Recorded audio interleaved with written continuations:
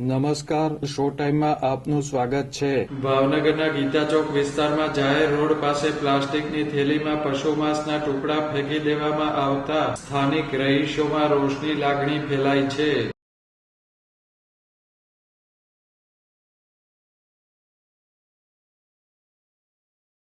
ભાવનગરના ગીતા ચોક વિસ્તારમાં રોડ સાઈડમાં કોઈ ઈસમોએ પશુ માંસના ટુકડા ભરેલી પ્લાસ્ટિકની થેલી ફેંકી દીધી હતી। સ્થાનિક રહીશોએ આ થેલીમાંથી માંસના ટુકડા ખાઈ રહેલા કૂતરાઓને જોયા બાદ આ કિસ્સો પ્રકાશમાં આવ્યો હતો।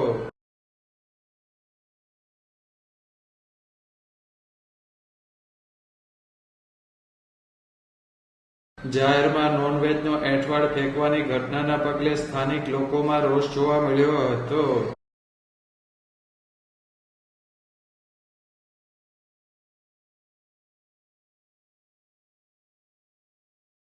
આ ઘટના અંગે પોલીસને પણ અરજી આપવામાં આવી હોવાનું જાણવા મળેલ છે।